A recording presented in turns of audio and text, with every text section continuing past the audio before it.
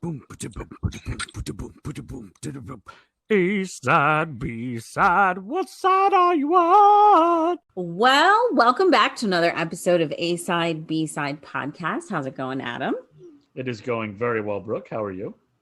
Really well. Literally as we were logging on, I was watching the most recent episode of This Is Us, and as you logged in and said hello, I screamed because of the ending of the show, and so I apologize for that. Oh, that's okay. Usually when I show up, people are very excited. So that the phrase you yelled is something that is yelled at me a lot. So So I watched, I think I told you last week I was watching Mayor of Easttown, and yeah. whoa, oh my gosh, is it good? Yeah, I've heard really good things, and it seems like it's the hot show right now that everyone is. It's got the buzz, and everyone's kind of like sharing about it. And it's the I don't know that like anybody's going to the water cooler right now because everyone's still working from home. But the virtual water cooler topic is definitely Mayor of Easttown. So It is. Okay, so I have had people telling me for weeks and weeks and weeks, you need to watch it. And then first of all, the name Mayor, I'm thinking it's something with horses. And I'm like, what is this horse show people want me to watch? Like, what? I don't want to I watch ain't got this. time for another horse show in my life. I got enough horse shows on my plate. But and so and then it's Kate Winslet, and I'm like, Kate Winslet in a horror show? No, I really don't want to watch this. But it's not This a is like horror a sequel to Titanic. right?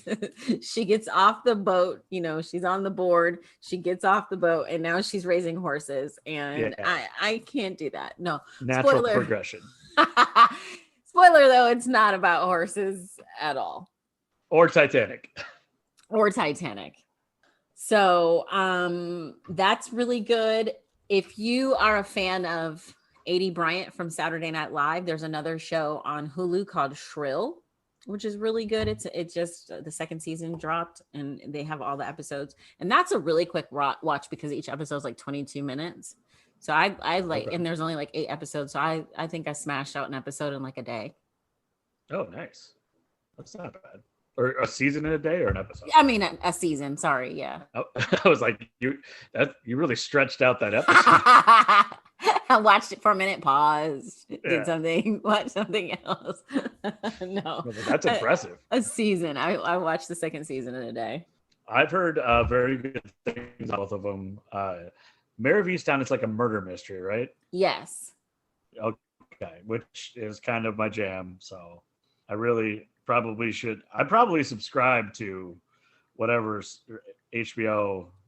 I don't know. I think I let that. I'm lapse. sure you do. Maybe I didn't. Probably do.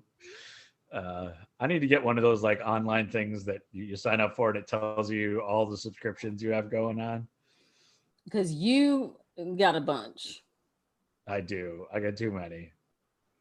And then and it seems like every week I find a topic. Like my topic this week led me to find another show that I had to rent.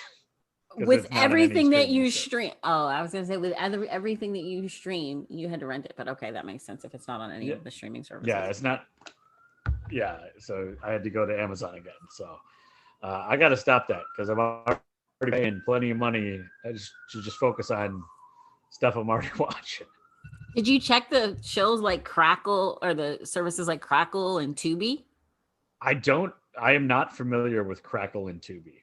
Because they're free. I mean, that could literally be a streaming service. It could be a new musical group I'm not aware of. I have no idea what Crackle and Tubi are. So Crackle and Tubi, they're both free apps, but you have to watch ads. Oh, I mean, half the stuff, like I have like the Hulu, you still have the commercials. Oh, so okay. That's not, I don't know. I'm one of those weird people that I still kind of like commercials. I mean, they pay my rent on the radio. So, I mean, I like commercials too, but I just don't want to watch them all the time. That's fair. And the weird thing about those streaming services is it feels like there's less diversity in commercials. So it's like the same 5 commercials. Oh my gosh. I was literally talking about that today with someone. You see the exact same 3 to 5 commercials every time. There's like there's one, I think it's AT&T with what's her name, the lady who was on the commercials and then she went away and now she's back. She's like the flow of AT&T wireless. Yeah, because she stopped doing them because she was getting like so many harassing comments, which it's like, come on, leave her alone. She's a phone lady. Well, and I heard that like the only reason she came back is she now has more, like, she's directing some of the commercials as well, so she gets to like, and she's behind a desk. And she can do like, and she says like that's part of like the reason she came back is they gave her more control, so it wasn't like putting her on display. But even then, people are like freaking out. Yeah, I saw that your Ted Lasso is getting another season. Yeah, people have picked it up, and it's more than just soccer fans. It's you don't even have to like soccer at all to enjoy the series. I highly recommend it. Okay. All right. Well, I think that's all my shows for the week. I'm pretty positive I'm gonna venture out this weekend because A Quiet Place 2 comes out, and I've been waiting for that. And it was supposed to come out the week that everything shut down last year. So it's been like another year plus some months. So I think I may venture to the theaters and watch that this weekend. I can't do scary movies. This is our podcast is scary enough, but I've still never seen A Quiet Place, the first one, but I've heard it was incredibly well done. It was, and I didn't find it scary. I didn't find it scary. It was suspenseful. I didn't find it scary. But you may. Yeah, you can't take quite as much. I mean, I can't take a whole lot, but I can take more than you. So yeah, I've been really into documentaries lately, and because I paid for QB last year and barely watched anything, now that it's on Roku, it's like, oh, this is free to everyone else, but I can actually watch the stuff that I paid for a year ago and didn't end up watching. So I was working through the documentary on the like rise and fall of American Apparel. Okay. And I like completely missed it happened in like 2015, 2016, where like the complete collapse of American Apparel, I guess. And I missed the entire story. So it's been very interesting to kind of learn anything. The only first time I discovered American Apparel is when I was working for a restaurant, and the clothes I had to wear were like, I had to go to American Apparel and buy these certain, items as my work uniform. And that was the first time I had ever heard of American Apparel. And so I was very late to the game, and evidently also very late to the demise, but it's been very interesting. It's kind of another one of those, kind of similar to the one they did on WeWork, which was also really good. So I've always shied away from documentaries, but I guess if they're in 7-minute bite-sized pieces, I like them. So that's been really good. And then I've been watching on Disney Plus while waiting for the new Loki series to start. In May, they have a new Star Wars cartoon called The Bad Batch. And I have always been a little hesitant with the Star Wars cartoons because they felt really kid-oriented. And, like, I wasn't the target audience. And this one, I've actually been really impressed. It's certainly a lot more... It's definitely teens if kid focused. So it's been quite good. So that's getting me through. But I'm super excited about Loki, and we're like 2 weeks away from Loki. Yes, there's a bunch of stuff coming out. I just saw a preview for a show. Let me get it right. It's like Kevin Can F Off, I think it's called. Okay. And it's got. So if you've watched Schitt's Creek, what is her name? So David, it's the family, Schitt's Creek. Have you watched Schitt's Creek? I have, yes. Okay, so David's sister is Alexis. Yeah. So Annie Murphy, who plays Alexis, is actually the star of this new show. And it's like they take the sitcom genre and kind of like, Kevin Can Wait and King of Queens and all these things, and they kind of flip it on its head. Because Kevin Can F himself. That's what it's called. Okay. So basically, it's it looks really funny because you know in the sitcoms like with Kevin James, he's like the big goober and he's got this hot wife and she does everything she can to make him happy. And so it's like a secret, it's a look at the secret life of a sitcom wife. Like you have like the sitcom element of it and then it kind of shows you like what she's really thinking and feeling and she kind of goes off the rails and it looks freaking fantastic. So does it all take place within the sitcom? So it's kind of like the stuff you wouldn't see in the episode, or That's what is it it look the character or the it actor? no, it looks like it's the character in the sitcom. So like the Oh, okay. sitcom itself is like real bright and shiny like a sitcom would be, but then Right. that same character it gets real dark and you see like what she's really thinking and like her name is Allison. So you see Allison when it gets a little bit darker, it's Allison's real thoughts and like she like there's one scene where in the sitcom he says something really stupid to her and it goes dark and she breaks a bottle with her hand and she like appears to like stab him with the bottle and then it goes back to the sitcom and he's like, oh look at you, Hercules or whatever, and you know she kind of laughs it off but you can tell this sitcom life is just it's grating away at her. Interesting. That's Yeah. cool. So one of my favorite plays, and then which was made into a movie. It's called Rosencrantz and Guildenstern Are Dead, and it does the same thing with two minor characters from Hamlet.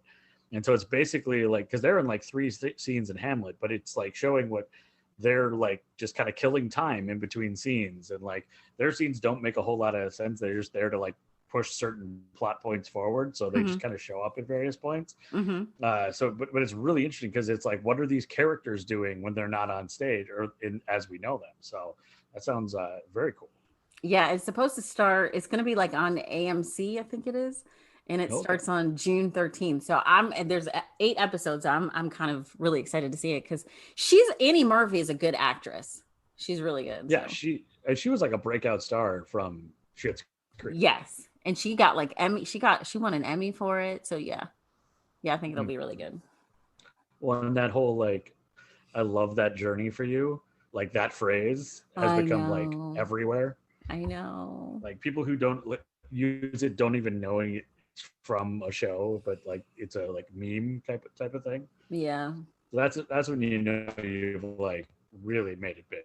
So my daughter has started watching Schitt's Creek, and I'm like watching it with her, and I'm like, oh, I remember that episode. Oh, I remember that episode. Oh yeah, that was a good episode. It's good enough that you can watch it like over. It's one of those shows that like I think people will like go back and rewatch. Like you hear about people rewatching like Friends or The Office or Parks and Rec. Yeah. Or, for me it's White Collar and Leverage, but like those or what is Psych, another one that I've watched a whole bunch. But you can just drop in at any point and they're just enjoyable episodes. Did you see that Leverage is getting resurrected? Yes, without Timothy. Timothy Hutton. Yeah. But of course, what's his name from ER? Noah Wiley Yes. is taking up the role because it's produced by Dean Devlin, who did all the Librarian series. So like those two have worked together a ton. So it was just the natural person to come in when Hutton left. But yeah, I'm excited about that. One's going to be on like IMDb or something. Yes. IMDb TV. Yeah, and there's another Psych movie that's going to be out next fall, and Dule Hill from Psych is going to be in the reboot of The Wonder Years. Oh, yeah, because it's about a Black family in what, Chicago or Atlanta? Yeah. So that's he's so good. Like he was in The West Wing. He's been in a ton of stuff. Like it almost felt like his like I love Psych. It was really good, but like he is such a talented actor. You could feel like it was kind of like, dude, you could be doing more. Yeah, I agree. Dule Hill is really good. So I think we got a lot of stuff to look forward to. Yeah, it seems like there was, like we've had this kind of pause over the last year, and there's been a lot of stuff that's come out, but it feels just like in the last couple of weeks, like there's a new Chris Pratt action movie coming out, and then called like The Tomorrow War, where he like goes into the future, and then there's like Fast 9 is coming out, and there's another like zombie movie with like David Bautista. It kind of feels like summer blockbuster season is coming back, so that's exciting. It is. It really is. I'm nervous about going, but I'm gonna have my mask, and I'll sit in the back if I need to, so I can have my popcorn because it's just not the same without popcorn or So up, nachos. yeah, and the giant like I always get the slushy, like the blue raspberry. So I look like a Smurf when I come Ah, out. Yeah. right. So up here in Minnesota at AMC theaters, you can like when you get your tickets, you get to like see like a whole map of like who else is like what other seats are taken. And at least with AMC on the map, there's always like a bunch of spots that are marked off where you can't get a ticket for those seats. So Yeah. it's like you can sit, and then when you click on it, it like adjusts, like saying, okay, now the two seats on your left and are not available. So that's kind of cool. We do that when we go home with and see movies with my mom because they have an AMC there. So Yeah. you get to pick So them out. And then they've got like the loungy chairs, which are really cool. mm-hmm. Yeah, the ones that like recline just a little too much. So like if this is a boring movie, I might fall asleep, Yeah, exactly. which never a good thing. You don't want to be the guy who falls asleep. So, all right. We I guess we got sidetracked because we have a podcast to do. We do. And this is episode 46, which means you get to start this week. I do, and I am very excited because each week it seems like something in my life impacts what I'm going to do. And this week it was a very obvious impact because I, again, totally changed what I was going to talk about. I have been reading the first novel that the Netflix show Shadow and Bone is Shadow and Bone. Yeah, I saw your Is book based post on. about it. Yeah, and I was gonna do like a book review, like welcome to book club, and I still gonna do that down the line. But I had a little adventure last night, which led to a train of thought, which got me to today's topic.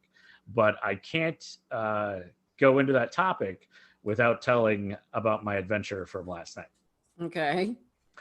So I have been not using a car for 2.5 months now. And in the Twin Cities here, we have Lime scooters, little, electric scooters that can help you buzz around from place to place. And I only work a half mile from home. So sometimes I'll hop on a Lime scooter and buzz around. And I'm using it like, maybe 3-4 times a week. And I was like, man, you know what? I see people pick these up and charge them. And late at night here in Twin Cities, you'll see like some guy in a pickup truck will be driving around and like just filling the back of his truck with Lime scooters and then taking them home and charging them. And you get paid for charging them. And I'm like, okay, this makes too much sense. I like ride the Lime scooter home. At the end of a day, it's usually like, 10:30. And then I can just take it upstairs into my apartment, plug it in, and I will get credit that I could then use tomorrow. So then it becomes a zero-sum game. I'm like not spending anything on the scooters and I'm getting rewarded for charging them. So what a great idea. Wait. So you use it, you pay to use it, but then when you charge it, you get your money back? You get like up anywhere between like $375 to like $450 for charging overnight. And since my rides only last, a couple of minutes because I'm not going very far, my average cost is about $2. So I was like, okay, if I charge one of these overnight, then I'm going to get 2 free rides out of it. And that's a great way to save money. However, I needed to do a little bit more research before I decided to do this. Okay. I went online and I said, okay, I want to become a Lime scooter juicer, which is the term of the people who pick them up and then plug them in and charge them overnight. So you can't, anyone can't just take it and take it overnight. Right. You got to like sign up and you go through the app and you give them a bunch of information so they know who you are and so they can pay you. And so I got that all set up and then I'm like, okay, now I need a charger because obviously it's not just going to be like plug it into the wall. It doesn't have like a cord on it or anything. It's just a specific charger that you get.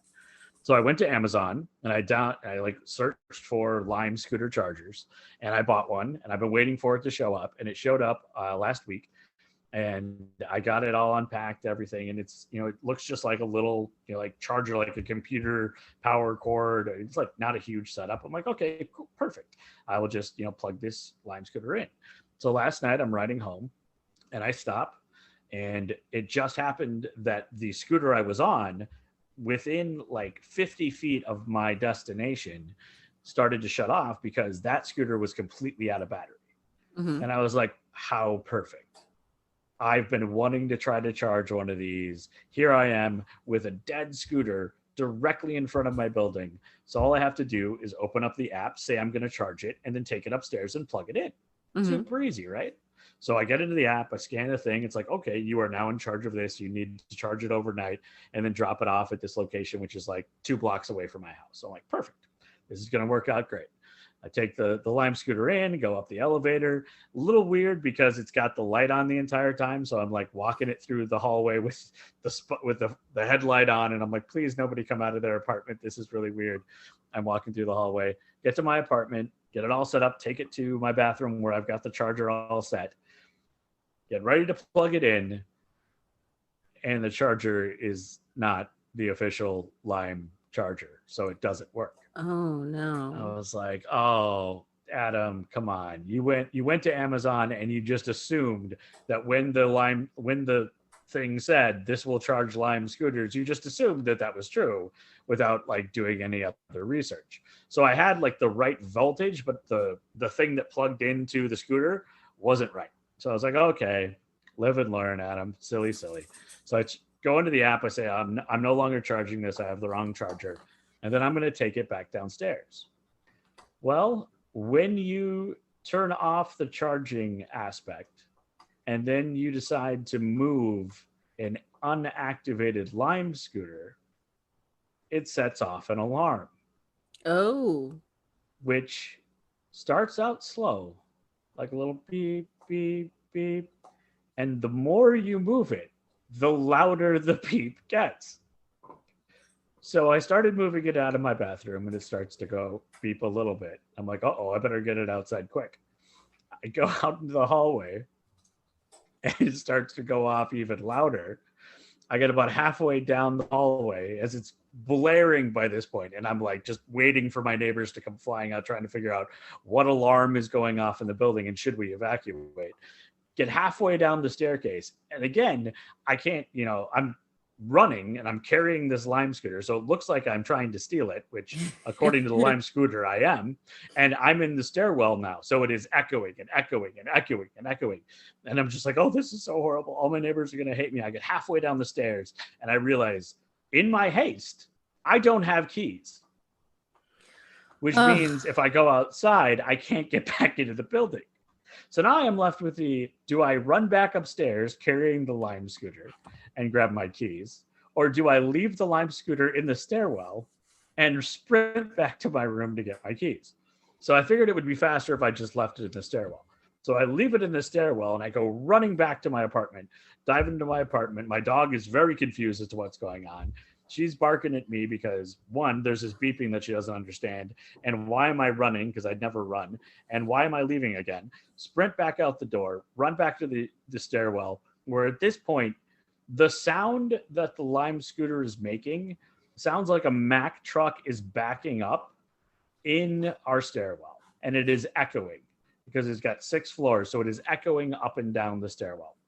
I run downstairs, I grab it, I get all the way outside, I get it stationary, it finally stops beeping, I've got my keys, I get back inside, and the first thing that is running through my head is the phrase, the best laid plans of mice and men soon go asunder. Mm-hmm. Because I had this great plan where I was going to make money, or at least save money by charging it, and everything went wrong, and I probably am going to get a call from the building today. I was like, I know the building's going to call and be like, what was that all about? Luckily, they did not. But then I said, well, wait a second. This phrase, the best laid plans of men and mice go asunder, where did that even come from? Why is that in my head? And so I started to research it. And I had this story that I kept thinking of that my father had told me about this movie and a book that he had watched when he was a kid. And I knew it had something to do with a mouse, and it was about plans going super badly. And so I decided, okay, I got to figure this out because maybe this phrase is from that show. So I started to look up the phrase, and the phrase itself, I find out, is from a poem by Robert Burns from 1785. There is an English adaptation, which I knew, which was the best laid plans of men and mice go asunder. It is actually a Scottish poem, and I cannot even attempt to, in the dialect, read the original Scottish poem. And I was like, there's no way this is what I was thinking of. So I just started to do a little bit more investigation, and that led me to Of Mice and Men, which was a novella by John Steinbeck. And I was like, well, is that it? No, it's about two displaced migrant workers who were searching for new jobs in the Great Depression. It sure sounds like The Grapes of Wrath. And like, nope, that's not it. So I keep looking, and I finally found the story that I was thinking of that I had been told by my father when I was a kid, and it was called The Mouse That Roared.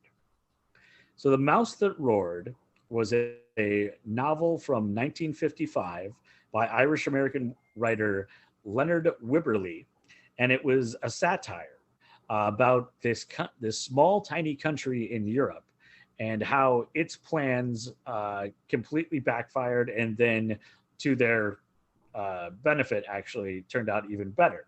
So the story is, in 1950, or in the post-World War II Europe, there's this small country that is struggling because it only has one export, and that is a certain type of wine.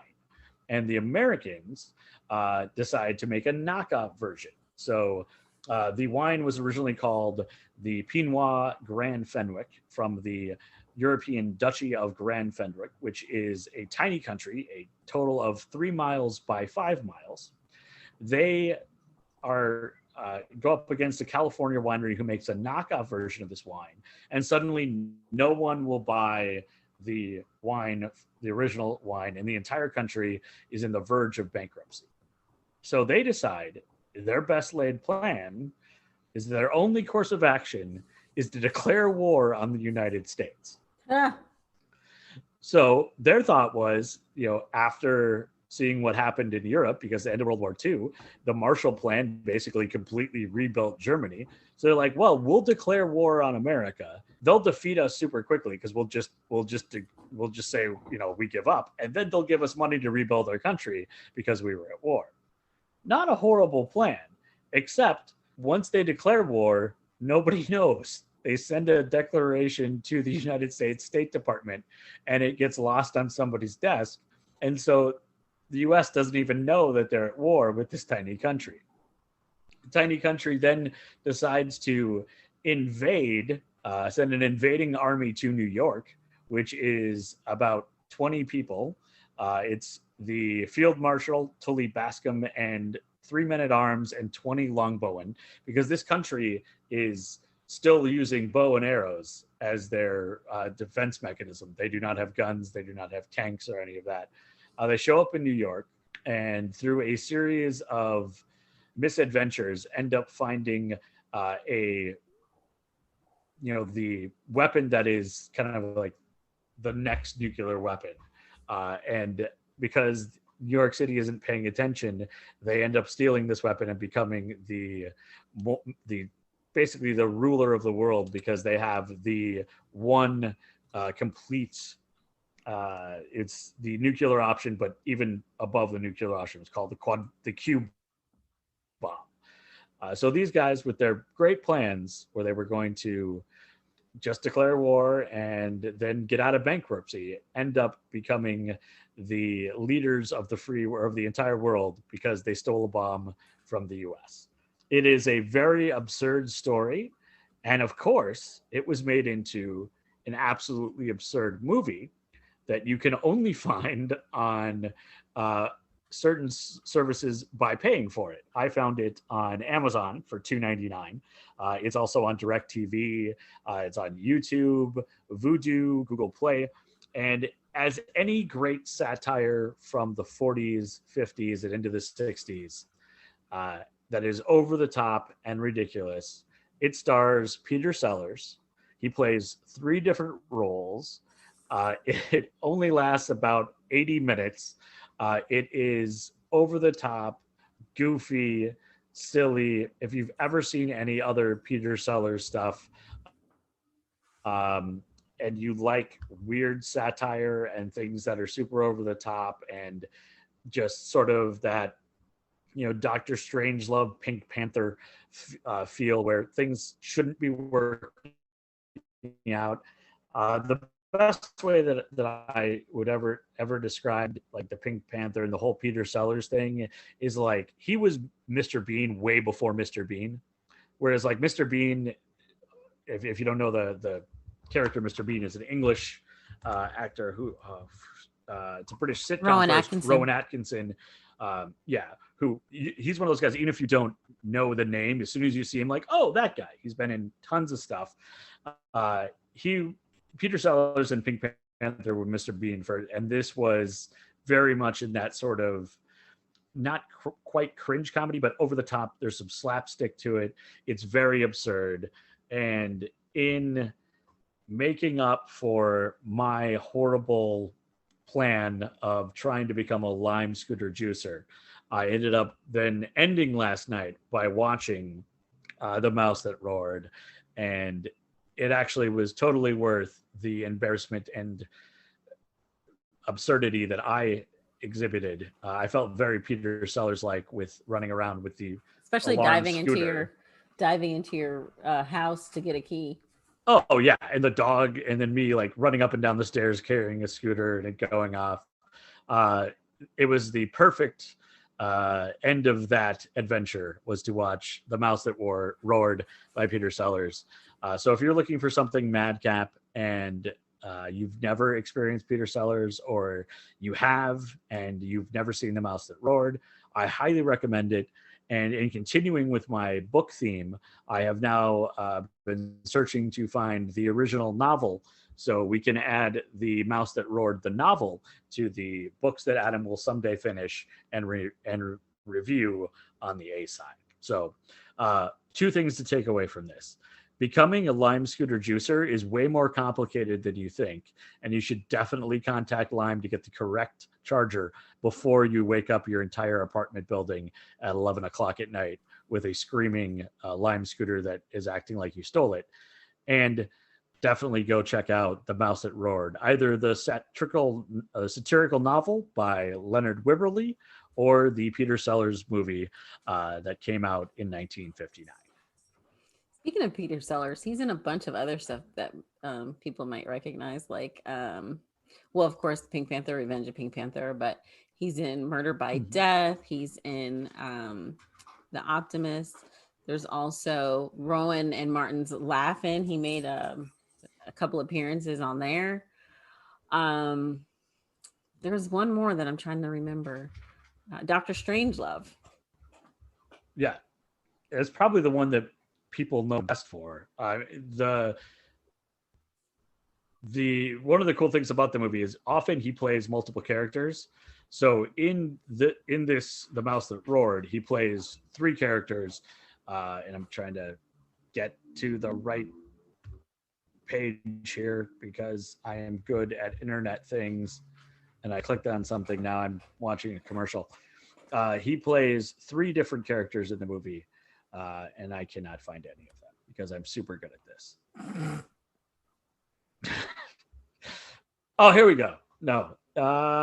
Yes, he plays the Duchess Gloriana, Count Rupert Montjoy, the Prime Minister, and Tully Baskin, the leader of the invasion force that goes to New York. So not only is he excellent in it, you get to see him in three different characters, and he is very good at crafting completely different characters and very, very over the top. So highly recommended if you are a fan of satire, madcap, silliness, and Peter Sellers. All right. So there you go. Is that the A side?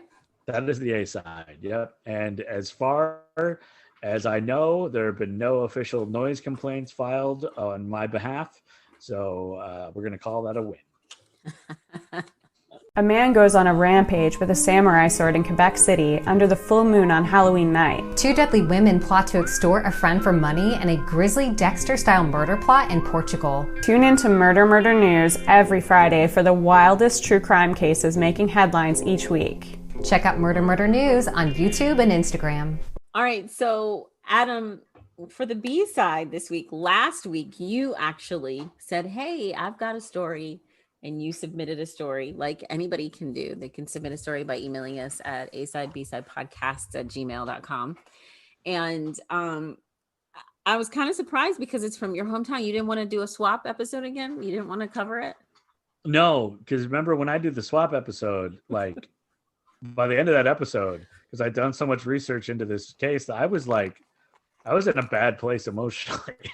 So I was like, you got to have the right mental fortitude to dive into these details. And I submit to your much better, stronger fortitude for these types of things. Well, this is actually a story from your area. It was a long-standing unsolved case until, well, quite recently. This is the story of the Furkisses. So Heidi Furkis, born Heidi M. Erickson in St. Paul about 1985, was by her friends considered this bright, beaming light. Heidi graduated from Roseville Area High School in 2003. Is that close to you, Adam? Actually, if I had gone to public high school, that is the high school I would have gone to. In fact, we would have been classmates had I gone to that school. Wow. Okay. Yeah. I would have been a senior when she was a freshman. Okay. So she then went on to the University of Northwestern in Roseville. And so I'm guessing that's very close to you as well. Yeah, right down the road. Yeah, Okay. I played soccer on their fields many times in high school and college. Okay. So while she was in college, or a little bit before, she actually met Nick at church, but she was really active in church at the Calvary Church in Roseville, and that's where she met her to-be husband, Nick. The two of them served as youth group leaders and fell in love and married in the church in 2005. Heidi's friends described her as an artist who enjoyed dinner parties, watching rom-coms, and spending time in the outdoors. They said she lived her life to the fullest. In an interview with TwinCities.com, her friend Jessie Bain, who'd been friends with Heidi since they were teammates on the same school basketball team in elementary school, said she just unapologetically was excited about life and loved life. She saw the best in people. So on Sunday, April 25th of 2010, at approximately 6:30 a.m., 911 receives a frantic call from Heidi Furkis. This call lasts for 38 seconds. Now, Adam, I only had a week, so I'm hoping, amongst hopes for Heidi's sake, for her family's sake, and for everybody in your area, that I do this story justice. So this call lasted 38 seconds. Heidi reported that somebody was trying to break into her house, and she gave her address. Then there was a loud scream, and someone screamed no, according to 911 transcripts. Then the line disconnects. The operator tries unsuccessfully to call back and reach Heidi. A minute later, Nick calls 911, Heidi's husband. He told them that he heard someone break into their house on Minnehaha. Is that correct? Yes. Okay. They live on Minnehaha, and he said that he woke Heidi and told her to run to the garage. So according to transcripts, this is his call. He says, "Help me, please, please. Someone just broke into our house and shot me and my wife." Nick is then heard sobbing uncontrollably and saying, "Oh, my Heidi, my wife is dead. Please get here." He's also heard shouting "no" repeatedly. Nick tells the 911 operator that he and his wife were in the kitchen, and that, again, that he had been shot, And the 911 operator, he had been shot in the left thigh and groin. During the call, the operator says, "Is the person that shot you still there?" He says, "No." "What race is he?" He says, "I don't know." The operator says, "Do you remember what he was wearing?" Nick says, "No, maybe a sweatshirt." The operator says, "Did you shoot back?" He replies, "No." Quick side note, that's probably the most American question I've ever heard. Right. Yeah. We talk about cases from all over. Yeah. That is the most American question. And that's the first time in all of these discussions where we've talked about stuff all over the world. It's the first time the 911 operator on their list of questions is, "Did you shoot back?" That was when I read that, I was like, wow, this is America. I mean, it's a fair question. I mean, we got more guns here than anybody. So. You're right. It is a very fair question here in the States. So when police arrive, Heidi was unresponsive and Nick was still on the phone with 911. Nick describes the unknown subject, as a male of unknown race, 6 feet to 6 feet 2 inches tall, between 200 and 220 pounds, wearing a dark hooded sweatshirt. He told police that he woke up to get some water from the bathroom, and that's when he heard said person breaking in. Nick also told the police that he struggled with the unsub, the gun went off, and that the bullet hit Heidi in the back.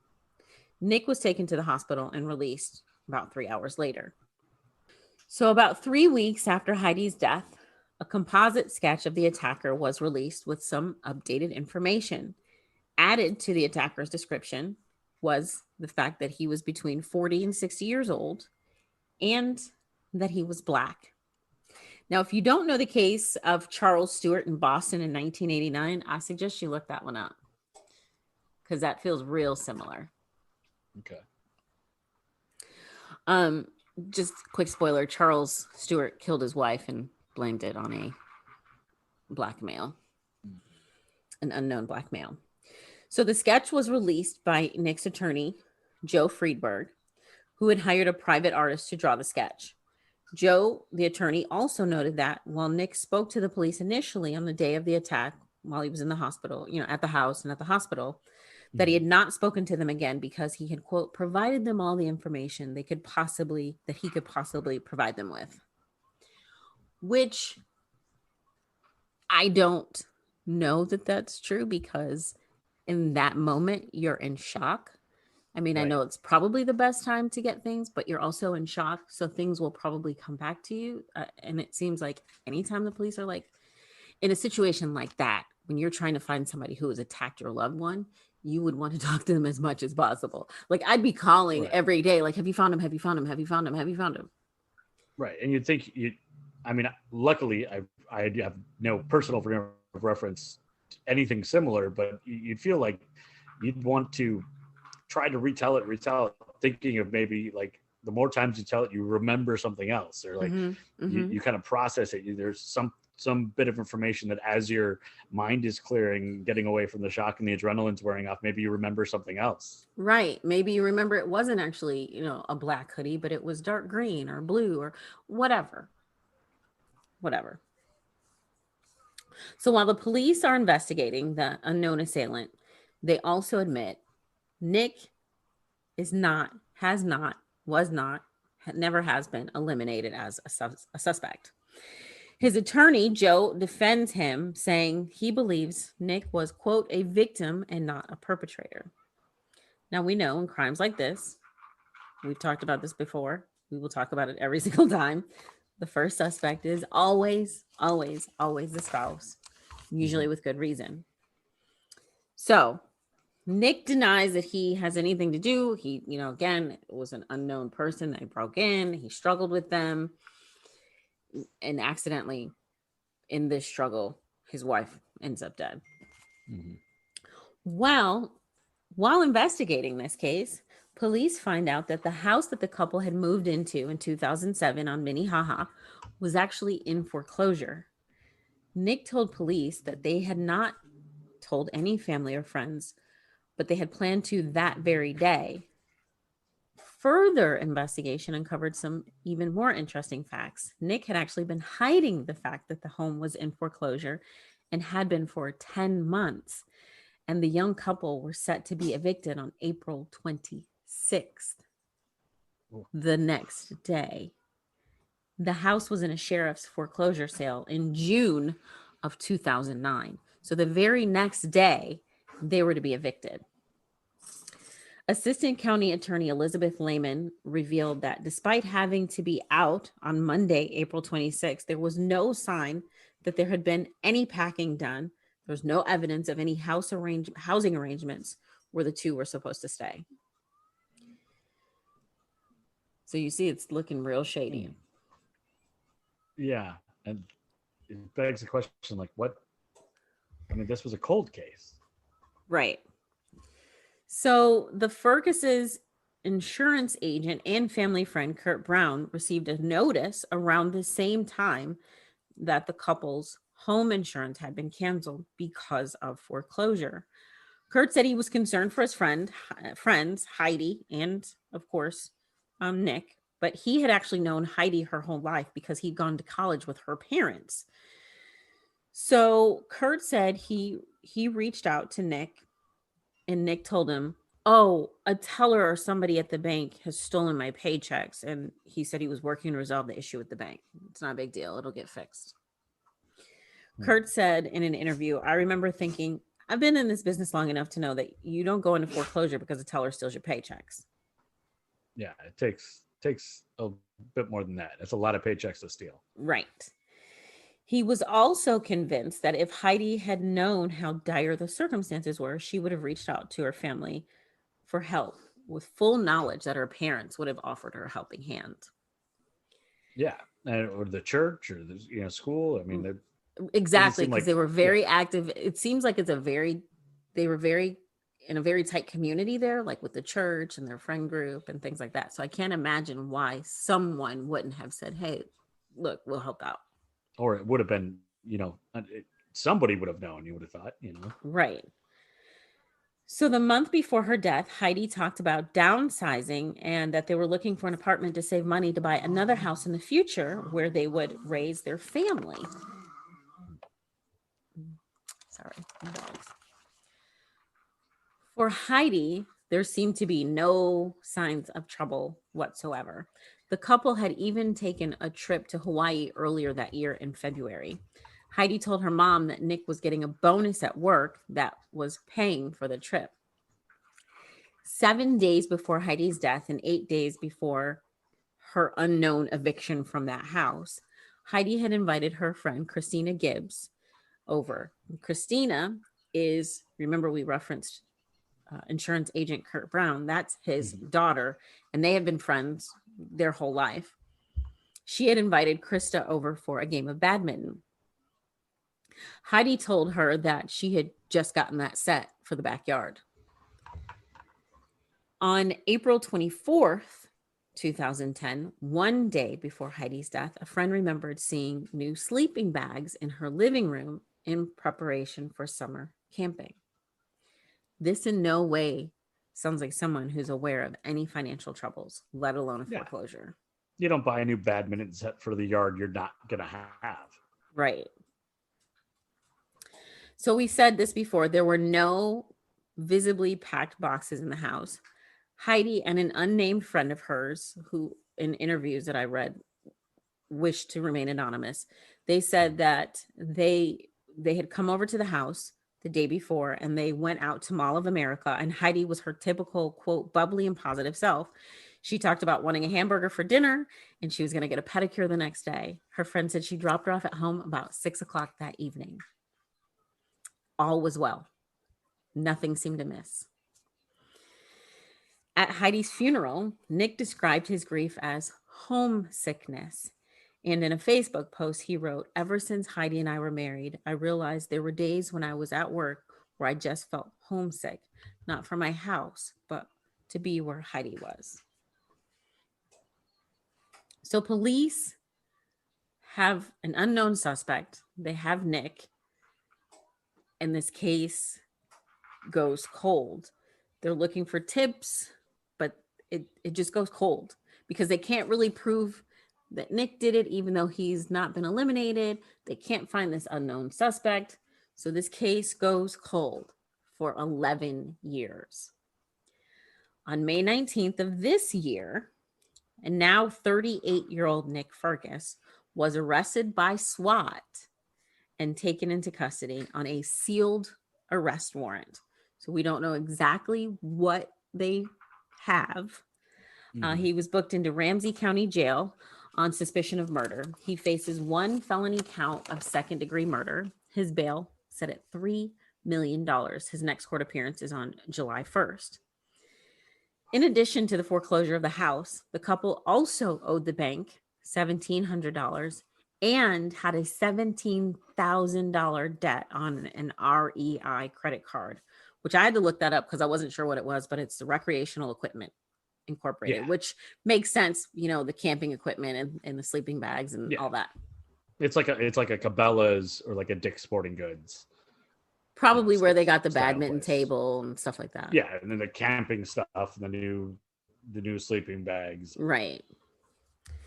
So investigators were unable to locate any unidentifiable DNA on the shotgun when it was tested. You know, the shotgun that was held by the alleged intruder. Mm-hmm. There also wasn't any sufficient DNA around the doorway that was said to have been broken into. Investigators also stated that the trajectory of the bullet that hit Heidi did not match up with any of the multiple accounts of what Nick said occurred. Now, we talked previously about how Nick said he struggled with the intruder. However, there was a small table just inside the front door that was completely undisturbed. You would think in the midst of a struggle, that house would have been trashed, especially right in the doorway. Like my apartment looked trash when I was trying to get a Lime scooter out of it last night. I came back in and somebody would have been like, something happened here. Right. So if you were in a struggle with someone, I mean, just imagine the chaos. So an autopsy of Heidi revealed she died of a single gunshot wound to the back. There was no exit wound. Nick actually remarried 2 years after Heidi's death in August of 2002. The couple had 2 children together and divorced in 2019. So the question, why now, after 11 years, was he finally arrested? Ramsey County Attorney John Cho wouldn't get into specific details. Again, remember, it's a sealed warrant. And it's very early. It's only been a week. Right, exactly. And the county attorney said because it is an active case, they couldn't get into specific details because he hasn't even been to trial yet. You know, they don't want to give away their hand. Right. And there's still, potential jury pools out there. Right. But what he did say that he said it came down to FBI assistance, and he gave credit to St. Paul homicide investigator Sergeant Nicole Sipes, who took over the case 18 months ago. Attorney Cho said that the information that came back to them, he said the information that came back to us from the FBI that I think helped us better understand what happened.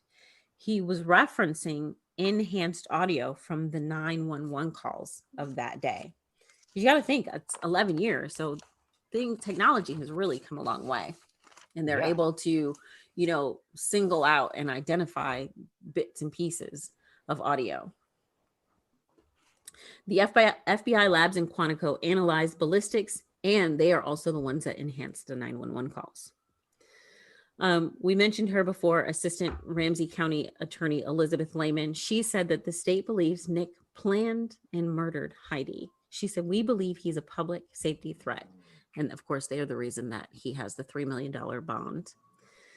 Nick Fergus was arrested 4,043 days after the death of his wife, Heidi. Police said they never stopped working the case. Nick always remained a suspect, and they were determined to get justice for Heidi. I can only imagine what his second wife must be feeling right now. Yeah.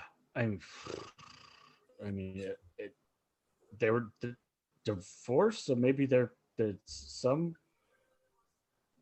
I don't not yeah, but they have kids together. They got kids, yeah, and she's thinking this whole time, was he wanting to do that to me? Like, Well, whoa. and I can't imagine a relationship can start without talking about the past. Right. And like, how do you explain that away to someone? Oh, yeah. I mean, I guess he just said there was an intruder, Yeah. but nobody's been arrested. You know that this person is still a suspect. Do you know that this person, or have they portrayed themselves as completely the victim, which he probably did? Right. I mean, that was the game from the beginning. It sounds like. But so we don't know the exact, like I said, because it is still an active case. They are still working it and it has not gone to court yet. So all the specifics of, how he got arrested and what they came up with have not been released yet. Once he goes to court, of course, we'll keep you updated. But that is the story that you submitted for us last week. The story of And that is so crazy that like I literally saw the update about the cold case. I was like, oh, this is really interesting. I had completely missed the case when it happened 11 years ago, and then the fact that the victim grew up in the same town, would have gone to the same high school if I'd gone to public school. It was literally like a mile from my house. When I know people that were at Northwestern at the same time. So that is just, wow. It's kind of crazy how that happened. I had no idea there were that many connections. Yeah.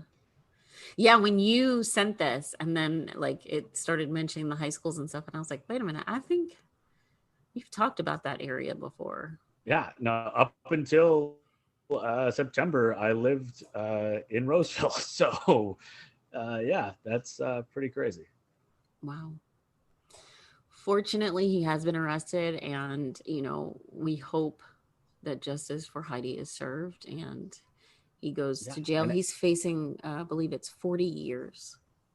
and complete credit or kudos or uh, respect or thanks go to the detective that took over 18 months ago, and the FBI and whatever they were able to do.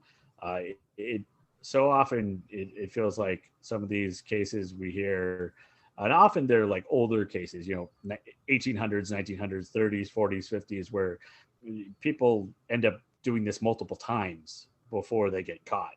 Mm-hmm. So it is somewhat comforting that this was able to, the truth was able to at least come out, and we'll learn more as it continues. The case continues to go through the courts. Yeah.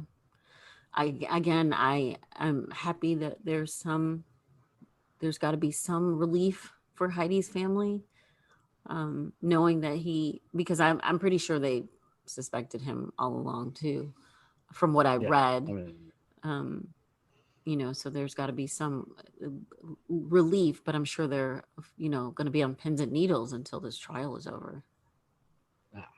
it's just crazy. That is a very crazy, disturbing story. I mean, the fact that they were going to be evicted the very next day Right, and not a single box had been packed. She didn't know. Everything you mentioned, the friends that she talked to, and her attitude, inviting people over to play. I mean, does not seem like she had any clue as to the trouble financially they were in, or the potential trouble that she was in with her husband. I don't understand why people can't just be honest. Like, okay, yeah, she would have been upset or disappointed, but I'm sure she would have much rather have been disappointed than murdered.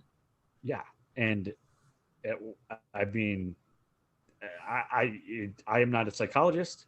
I do not even pretend to be a armchair one, but if it's someone that you refer to as your home, like when you're not with her, you wish you could be. How can you imagine being without her for eternity? Right. I hope many bad things for him. Yeah, and I'm again just thankful, or I don't even know what the right word is, for the continued efforts of the law enforcement to get more information and to event, it seems like they finally found something that was able to push the case to an arrest. So I am going to be lots of following hard this work. because I want to know what it was that finally said to them, we've got enough to arrest him. Yeah. When this, and it seems like probably be a year or year and a half before it gets to trial. I'm sure there will be lots of coverage. Yeah. Well, there you go. That is the local for Adam B-side. Yeah, I don't know if I'm going to suggest any stories again. I didn't have to do all the research, but I am sufficiently disturbed. Good thing is he's in custody and he's in jail. Do you know where that jail is? Which one is he in? He is in the, hold on, let me look and tell you again. Ramsey County. Oh yeah, that's just right downtown St. Paul. Okay. Yeah, not too far from where I was this afternoon. So. Oh, I should have told you that. Now, whenever you're down there, you're gonna be like, "Uh-oh." Wow, it's a very disturbing story, but again, thankfully, hopefully, this is going to come to a conviction and will be behind bars for a very long time. And hopefully, as they said, this man will no longer be a danger to the community. Yeah. Well, there you go. That is the B side. And of course, before we get out of here, I want to let you know that you can support the show several ways. Do you remember all the ways, Adam? Yes, you can buy us a coffee. You can get some merch on asidebside.squarespace.site. Close. A-side, B-side, podcast.square.site. Oh, man, I was so proud of myself for a second. And then the best laid plans of mice and men came rushing back and I ruined it for me. So buy us a coffee, go to the website, you can get some merch. You go to YouTube, we are on there. You can stream the episodes on all of your favorite streaming devices or networks or places Platforms. like iTunes. Platforms is a good word for those. Like Apple Podcasts, you can get on there and rate us. That'd be great. We're on the Spotify. We're also available on other platforms. Stitcher, also. Oh yeah, Stitcher. Yeah, it's that special network for cross stitch. Again, another way you can get merch. I think you did mention that merch and debating this. I'm sending this to you right now. Debating this. I'm going to get your opinion like right now, live-ish. And you tell me what you think. On-air production meeting. And adding some more merch to the website. But of course, we've got t-shirts, we've got sweatshirts, which are so comfortable. We've got blankets, puzzles. You had mentioned potential dog items earlier. And since we both have dogs, and they often make themselves known during the podcast. Yes, we do have some dog items that I've created. So those are available. I need to check the website, but if they're not available, I'll make sure they're available as well. So what do you think? I just sent you something. Oh, you just sent me some. I was waiting for it to be on air, but no, hold on. Yeah, that's why I'm getting your reaction on air.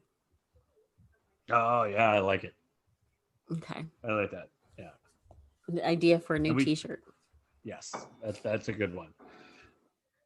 If you didn't know, Brooke is not only the technical brains behind the podcast, but she creates all of our merchandise. So if you have checked out any of it and you'd like it, that is full credit to Brooke. I do things like say, yeah, or sometimes I like a post on our social media saying, this is a good thing. So all of the design goes back to Brooke. And I'm basically a yes man. Because yes, I like that. All right, so some new merch coming. Surprise, we'll tell you about it next week when I get it ready. And there you go. So that's another episode of A-Side, B-Side Podcast. Thanks, Adam. Thanks, Brooke.